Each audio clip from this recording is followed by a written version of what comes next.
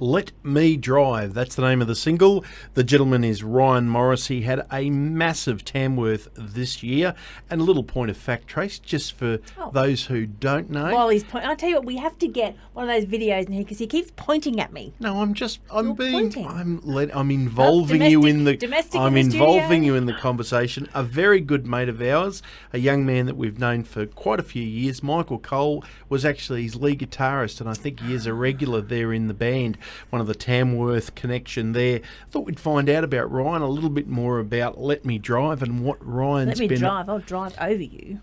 What he's been up to. Be nice. Now Okay. it's 2 against 1 now. Welcome, Oh, it is. Ryan. Welcome. This is How are we? this is your baptism of fire to Tracy and the Big D. Congratulations. Mate, do I get a certificate of participation or? Yeah, just talk to Michael Cole and just let him know what I'm up against here. Poor Come Mikey. on. So welcome to the Tracy and the Big D show. Thanks very much. It's the first time we've had Ryan Morris, and our listeners, because we're up here in Queensland, we've just got the new song Let Me Drive. We've been giving that a bit of a plug. So tell us the Ryan Morris story.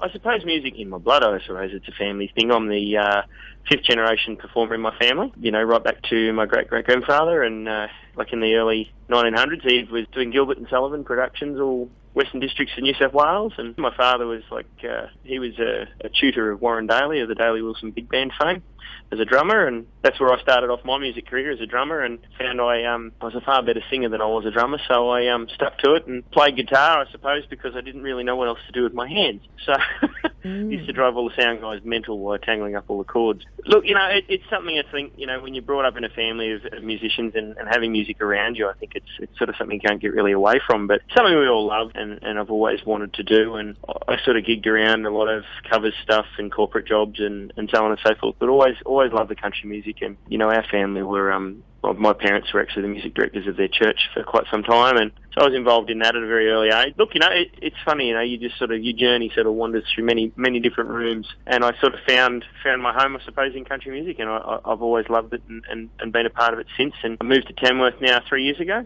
to really sort of push myself a bit further with what I want to do with my career, and it's been an amazing experience.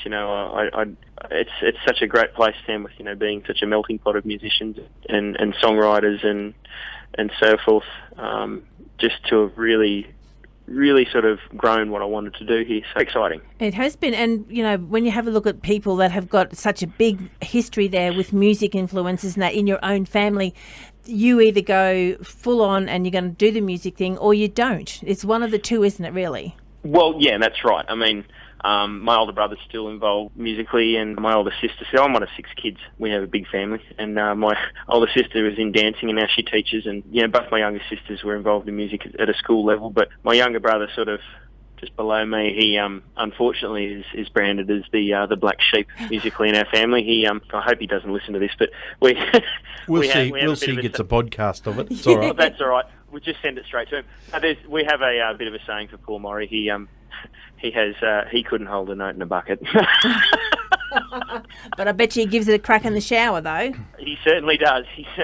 But he's always been a good yardstick, funnily enough, with my music and my original material, because he really knows what he likes, and if he thinks it's rubbish, he'll tell me, and so it hits the cutting room floor fairly quickly. So yeah, Ash has always been a very good yardstick for me in that way, and I think that's the best part about being in a musical family. You really can't get away from criticism, and they're the best critics you got, because they're the most honest ones. That's the one, you want the honesty. So do you, at this stage of your career, do you consider yourself a singer-songwriter or a songwriter-singer? Probably a singer first and foremost. I'm a songwriter second. It's something I sort of got into later on. I got involved probably more, I always dabble with it, but I think I got more into it probably through meeting a great fellow who's now left Tamworth and gone to South Australia, but Steve Charles, a fantastic songwriter. He introduced me to Laurie Minton, who, between the two of them, I think over the last sort of my early time here in Tamworth, probably 5 years ago actually, I sort of bumped into them and got me really going and supported me, and then I got introduced through Laurie formerly was running a songwriters night every month here in Tamworth. I got to meet a lot of really great songwriters, and